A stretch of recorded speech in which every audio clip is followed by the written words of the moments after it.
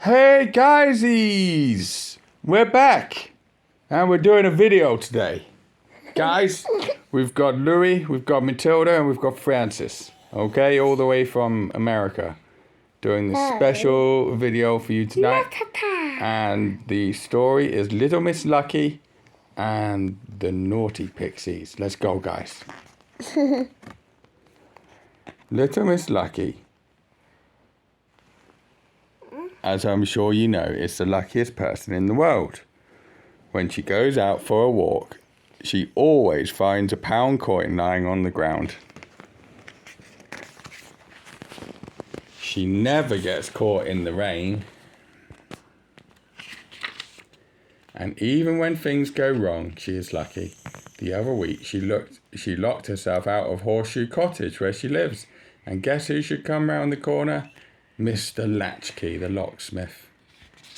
However, last week, strange things started to happen to Little Miss Lucky. The sort of things that never normally happen to her. Unlucky things. She walked under a ladder and a pot of paint fell on her head. Splat!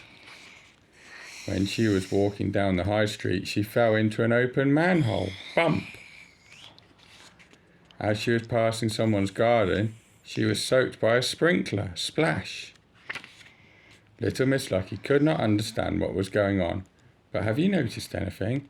Have you noticed anyone new nearby when these unlucky things happen?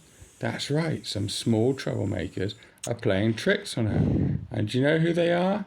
I'll tell you, they are pixies. Very naughty pixies. Poor Little Miss Lucky did not know that pixies were to blame though, so she thought that her luck had run out. She was so worried that she went to see Dr. Makewell, but the doctor was not there, and nobody knew what had happened to him. More bad luck, thought Little Miss Lucky to herself. The next day she paid another visit to Dr. Makewell's surgery, but again he was not there. Double bad luck. On her way home, Little Miss Lucky met Little Miss Wise and explained to her how she had run out of luck. I suspect, suggested Little Miss Wise, that it is not so much a case of bad luck as somebody playing tricks on you. Somebody like Mr. Mischief, for instance. The more Little Miss Lucky thought this was over, the more she hoped that Little Miss Wise was right. That evening she devised a plan to catch the culprit. She sprinkled flour on the floor round her bed before she went to sleep. In the middle of the night, while Little Miss Lucky was fast asleep, those naughty pixies crept into her house.